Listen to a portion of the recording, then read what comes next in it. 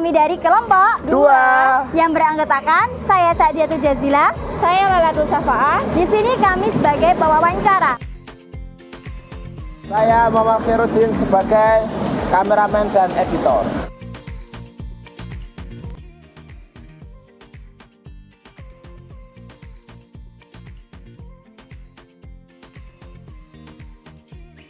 Oke, selamat menyaksikan. Assalamualaikum warahmatullahi wabarakatuh. Waalaikumsalam warahmatullahi wabarakatuh. Perkenalkan Pak, di sini kami dari mahasiswa Uniro Tuban dari kelas PGSDB 2020. Nama saya Sa'diatul Jazilah dan ini rekan saya Lailatul Syafa'ah. Di sini kami mohon izin kepada Bapak untuk mewawancarai dengan tema peran kepala sekolah dalam meningkatkan mutu pendidikan. Oh ya Mbak, kalau saya bisa bantu, saya bantu. Kalau ingin Untuk yang pertama Pak, kira-kira apa saja tugas dan tanggung jawab Bapak sebagai kepala sekolah di SDN Mantingan ini? Oh ya, tugas kepala sekolah itu sebenarnya ada 3 jenis. Yang pertama ada sebagai fungsi manajerial, dan yang kedua ada fungsi kewirausahaan, dan yang ketiga adalah tentang supervisi. Yang pertama tentang manajerial itu tentang kepemimpinan, jadi bagaimana kita meningkatkan pengembangan sekolah mulai dari membuat visi misi sampai rancangan program, kemudian melaksanakan program dan juga evaluasi, dan juga ada juga program peningkatan mutu sekolah, bagaimana sekolah ini menjadi sekolah yang baik, kemudian sekolah yang memiliki visi ke depan. Apalagi sekarang adalah gaungnya kurikulum merdeka, yaitu bagaimana kita pembelajaran yang sesuai dengan filosofi Ki Dewantoro. Dan yang kedua adalah tadi tugas saya adalah memimpin dalam kewirausahaan. Jadi sekolah itu tidak berpatok pada pendanaan saja, tapi bagaimana sekolah menciptakan kewirausahaan, program-program kewirausahaan sekolah yang bisa nantinya mensupport program-program yang telah direncanakan tadi. Dan yang ketiga adalah supervisi. Supervisi ini digunakan untuk bagaimana sekolah itu bisa mengembangkan pembelajarannya. Jadi untuk guru-guru kita itu setelah melaksanakan pembelajaran itu kita supervisi.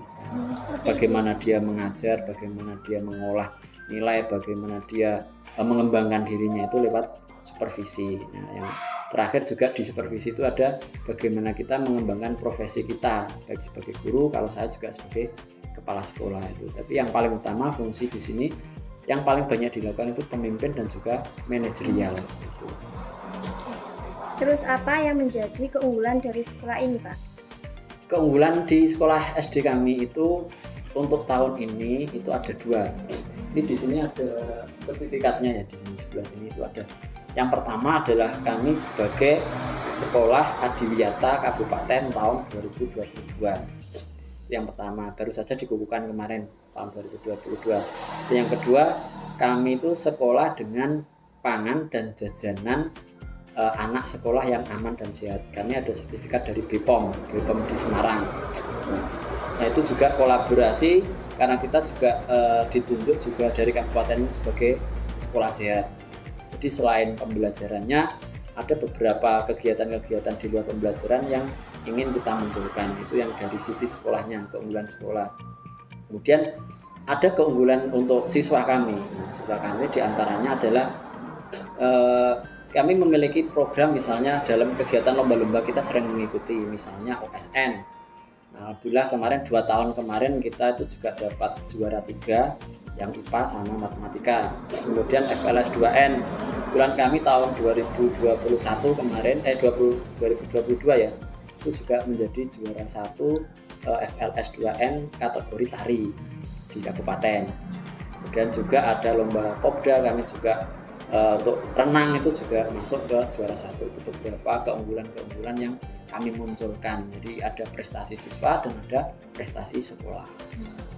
Banyak sekali ya Pak tentunya. Lalu bagaimana respon masyarakat Pak terhadap sekolah ini? Respon masyarakat tentunya sangat bagus. Jadi ketika kami membuat program itu kami selalu melibatkan masyarakat. Jadi kami itu di sekolah kami ada namanya paguyuban wali murid.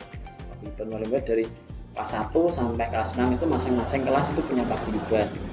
Di setiap kami mau ada program itu rencana kami selalu kami share kepada wali murid. Karena kalau kita sendiri itu tidak melibatkan masyarakat mulai dari wali murid, kemudian komite, ada juga masyarakat sekitar yang ikut membantu, kita juga tidak bisa. Misalnya salah satunya itu di kantin sehat nih, kantin sehat dari program PJAS Aman tadi, itu kami kantinnya itu melibatkan masyarakat dengan cara kantin itu jajanannya itu berasal dari wali murid untuk kita jual di sekolah. Jadi kita saling melibatkan wali murid, dan keuangan hasil koperasi kemudian dukungan wali murid juga kita gunakan untuk kegiatan ekskul yang sampai nantinya menciptakan para juara-juara tadi seperti itu. Terus berapa jumlah rata-rata penerimaan siswa baru tiap tahunnya, Pak? Kalau untuk penerimaan siswa baru itu kita, karena di sini satu SD ini hanya satu desa, jadi kami tergantung terhadap lulusan yang ada di TK biasanya, karena anak SD anak di desa ini biasanya di TK, baru setelah di TK ke sini. Rata-ratanya kadang untuk tahun kemarin itu kita dapat 26, tapi tahun ini yang kemarin kita sosialisasi ke TK itu hanya sekitar 16. Jadi kita tidak mematok berapa, memang tergantung yang tersedia saja, karena mungkin program KB di desa ini juga berhasil, jadi anaknya semakin hari kelihatannya ini juga semakin sedikit, semakin sedikit ya gitu. Lalu untuk tenaga pendidikannya itu apakah memadai dengan peserta didik yang ada di sini jumlahnya? Jumlahnya kita memadai, Mbak, karena di SD itu kan ada hanya 6 kelas ya, 6 kelas, jadi kita butuh 6 guru kelas, kemudian ditambah 1 guru PJOK, ditambah 1 guru agama, jadi ada 8 guru. Dan kami juga ada 1 tenaga perpus, kemudian 1 juga tenaga penjaga sekolah, ditambah saya sendiri 1 kepala sekolah. Jadi untuk pendidik dan tenaga kependidikan, untuk istilahnya kepada pelayanan kami terhadap siswa itu sudah sangat memadai, dan juga guru kami juga sesuai dengan kualifikasi pendidikannya. Mungkin seperti mbak-mbak juga ini, mereka adalah lulusan dari PGSD juga gitu. Linier berarti, Pak ya? Iya, linier, betul sekali. Terus apa program Bapak yang Bapak telah rencanakan untuk tahun kemarin-kemarin? Oh, yang tahun kemarin programnya. Untuk yang tahun kemarin itu program kami seperti tadi, kita ada 3 program unggulan tahun kemarin itu. Yang pertama sekolah sehat, sekolah adiwiyata, dan sebagai sekolah dengan pangan dan jajanan anak sekolah yang aman dan sehat. Itu program unggulan tahun kami kemarin seperti itu. Lalu untuk tahun ini sendiri, kira-kira upaya apa yang Bapak lakukan untuk meningkatkan kualitas dari SD ini? Untuk meningkatkan kualitas SD, yang pertama program kami yang kami rencanakan tahun ini adalah dalam 2 tahun ke depan, rencana kami karena kami itu sudah menjadi sekolah adiwiyata kabupaten, maka kami merancang selama 2 tahun ini, mulai dari tahun ajaran baru nanti kita rancang untuk 2 tahun ke depan kami bisa mencapai sebagai sekolah adiwiyata tingkat provinsi itu. Dan yang kedua yaitu tetap melanjutkan program yang tahun lalu, yaitu dengan sekolah, karena kami sudah berkomitmen dengan BPOM dan juga Dinas Kesehatan Kabupaten tetap untuk melanjutkan program sekolah sehat dan juga sekolah dengan PJAS aman. Nah, yang ketiga rencana kami ke depan, kami ingin menjadi sekolah dengan gudeg mantap. Nah, jadi rencana kami pengen ke yang bidang pramuganya ekstra tadi, menjadi sekolah yang memiliki gudeg mantap. Jadi meningkatkan ekstrakurikuler pramukanya, Pak? Iya, betul sekali, karena kemarin-kemarin kan baru yang terlihat itu intranya. Nah, rencana selanjutnya adalah ekstranya ini kita gali, kemudian juga kita ingin menjadi pelopor di kecamatan, terutama di kecamatan Dulu, karena kami lihat di kecamatan Dulu juga belum ada sekolah dengan gugus depan mantap. Nah, maka kami mencoba merintis di tahun ini. Harapan kami nanti di tahun depan kami bisa menjadi salah satu sekolah dengan gugus depan yang mantap itu tadi. Lalu budaya atau kegiatan apa saja yang diunggulkan di sekolah ini, Pak? Kegiatan yang diunggulkan itu nih, kami itu ada banyak kegiatan ekstra. Nah, ekstrakurikuler selain intra ya, kalau intra kan sudah tiap hari, sudah pasti itu ya.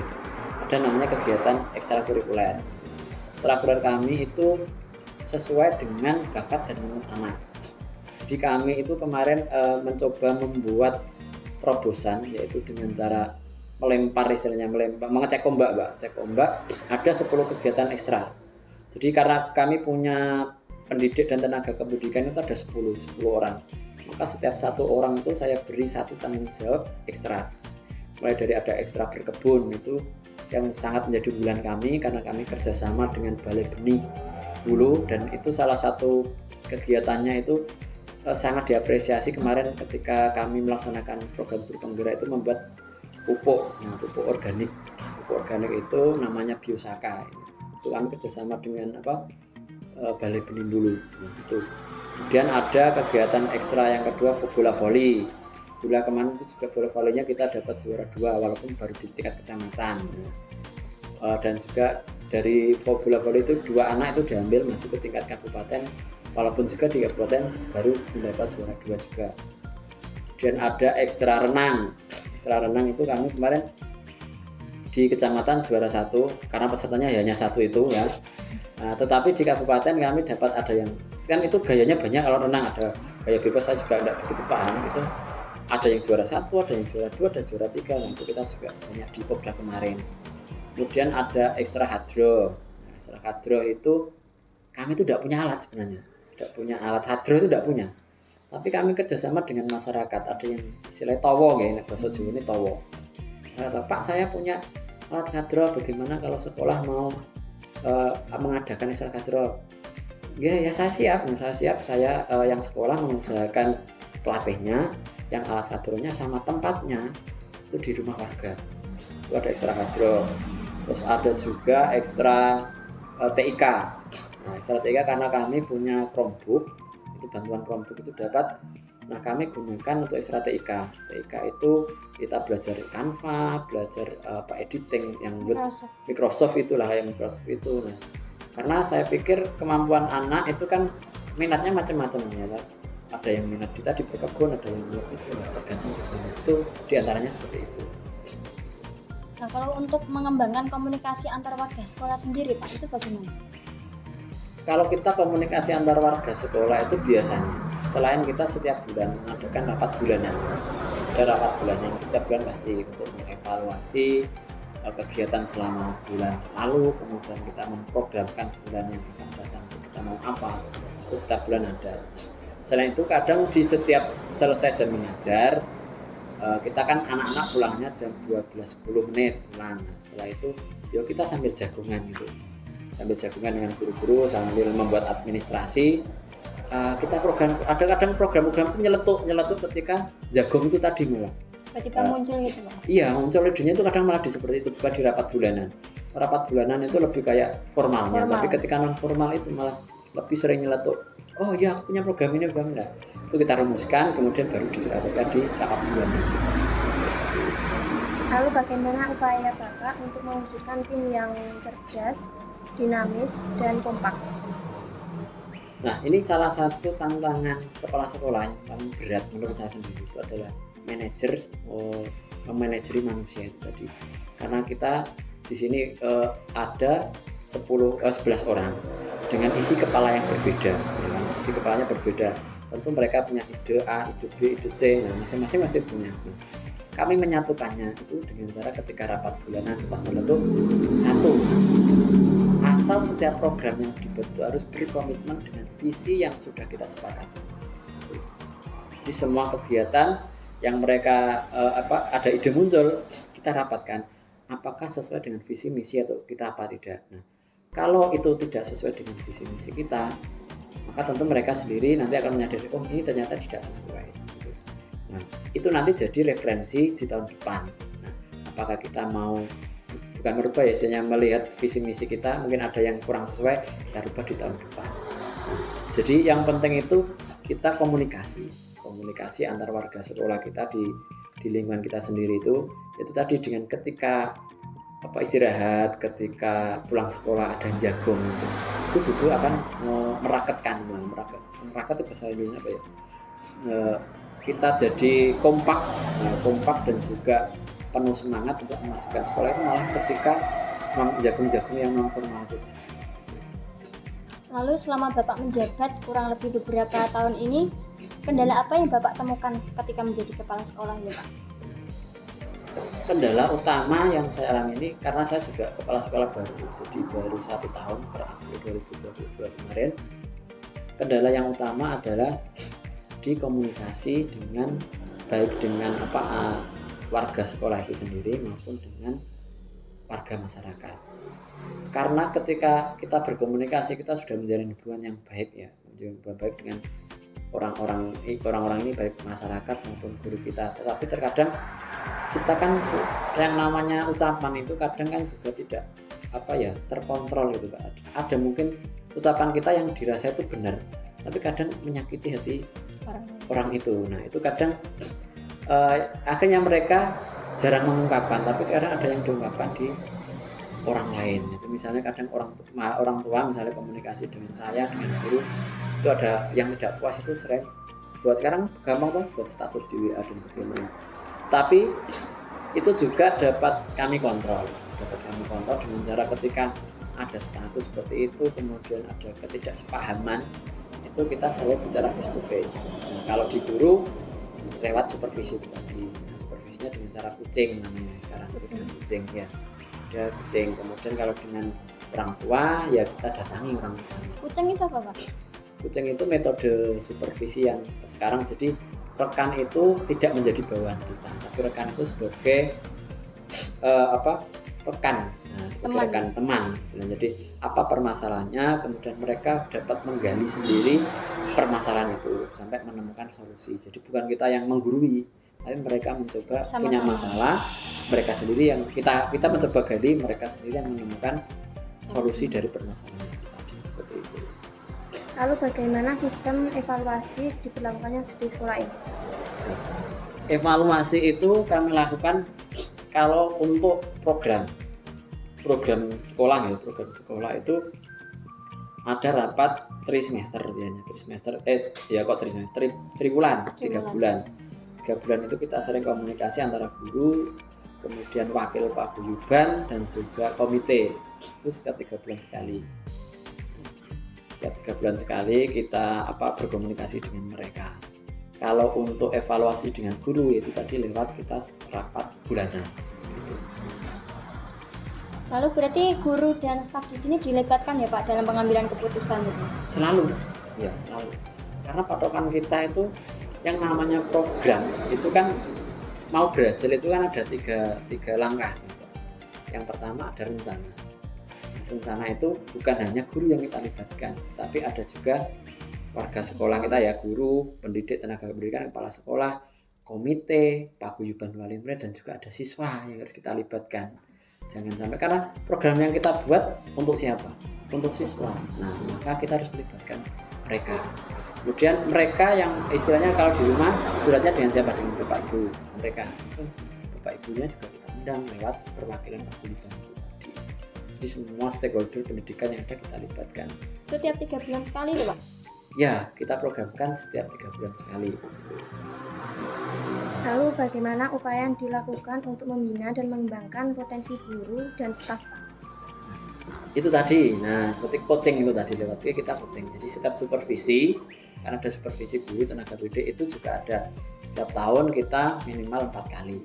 Ya, jadi setiap 3 bulan juga ada supervisi. Nah, jadi supervisi itu kita, kalau guru ya kita lihat bagaimana dia mengajar, pembelajaran seperti apa, kesulitannya seperti apa, apakah dia ketika dibebani tugas-tugas tambahan itu mengeluh apa tidak. Nah, itu kita supervisi, kita coaching. Nah, dengan mereka kita ajak bicara, kita jadikan rekan, kita support mereka ketika ada masalah, bagaimana kita menggali masalah mereka, nanti bagaimana cara mereka untuk menemukan solusi dari permasalahan mereka. Kemudian setelah itu mereka juga nanti akan membuat tindak lanjut. Tindak lanjutnya itu bagaimana mereka dari masalah yang dihadapi itu menemukan solusi dan mereka mengembangkan diri melalui rencana tindak lanjut yang akan dibuat ke depannya. Dari beberapa kegiatan yang telah Bapak paparkan, kira-kira sarana dan prasarana apa sudah mencukupi atau kurang atau perlu dikembangkan lagi Pak? Sarana dan prasarana sebenarnya gini. Kalau kita berbicara sarana dan prasarana itu ada yang namanya aset sekolah, Pak. Aset sekolah. Nah, kalau kita merasa sarana itu kurang, maka kita tidak akan berkembang. Maka ketika saya juga sebagai calon guru penggerak kemarin itu, kita juga ada berbicara tentang aset. Bagaimana kita memanfaatkan segala aset yang ada untuk keberlanjutan sekolah, untuk meningkatkan mutu sekolah, itu dengan aset yang kita miliki. Namun ketika kita melihat sarana prasarana yang ada, satu di kekurangan kami itu adalah lapangan itu kurang memadai karena halaman kami itu cukup sempit. Tapi walaupun halaman sempit, kita tidak harus mengeluh. Kita tidak bisa voli di halaman, bagaimana? Kita kerjasama dengan desa. Nah, bagaimana desa menyediakan lapangan, kita berlatih voli di sana. Tuh. Kemudian yang kurang juga kita ada di kantin. Di kantin itu kan dari BPOM ke sini, Pak kantinnya kok tidak ada kantin permanen? Memang kita tidak punya kantin permanen, hanya dari antara ruang 1, ruang 2 itu ada sekat gitu, kita pakai untuk kantin. Kasih meja gitu Pak. Kasih meja gitu aja. Nah, kami juga kemana akhirnya ditawari BPOM, Pak bagaimana kalau Bapak mengajukan proposal untuk pembuatan kantin? Oh iya Pak, kalau ditawari ya kami siap, kami ajukan proposal ke sana. Seperti itu. Kalau musola, kelas, kemudian perpus juga sudah ada. Paling yang kurang itu di perpus itu buku. Karena kita untuk mengembangkan literasi. Nah, literasi itu kan harus banyak buku dengan berbagai judul yang banyak. Itu kita saya rasa juga masih kurang. Di antaranya seperti itu untuk aset sarana dan prasarana yang ada di sekolah kami. Lalu harapan Bapak untuk sekolah ini itu apa Pak? Harapan ke depan. Harapan ke depan adalah bahwa SDN Mantingan ini menjadi SD yang kalau SD Mantingan ini melihat letak ya Mbak, melihat letak itu kami adalah salah satu sekolah yang berbatasan langsung dengan Kabupaten Blora. Jadi pesan dari orang-orang terdahulu kami bahwa wajah pendidikan di Rembang, kalau dilihat dari jalan Blora ke Rembang itu adalah Mantingan. Maka ketika orang melewat mau ke Rembang dari Blora kok melihat sekolah SD Mantingan kok jelek, nah berarti wajah pendidikan di Rembang itu jelek. Maka kami diwanti-wanti bahwa sekolah SDN kami, SD Mantingan ini menjadi mercusuar pendidikan untuk di Kabupaten Rembang. Bagaimana kami memicu untuk selalu memotivasi diri kami untuk menjadi sekolah yang bermutu, dan sekolah yang berprestasi, dan juga sekolah yang dipercaya oleh masyarakat dan juga siswa kami. Baik Bapak, terima kasih atas waktunya. Kami rasa cukup. Sama-sama. Kami mohon maaf sudah mengganggu waktu Bapak Ya, tidak sebelumnya. apa-apa. Oke, terima kasih ya Bapak. Ya, sama-sama. Assalamualaikum warahmatullahi Mbak. wabarakatuh. Waalaikumsalam. Video dari kami. Wassalamualaikum warahmatullahi wabarakatuh. Bye.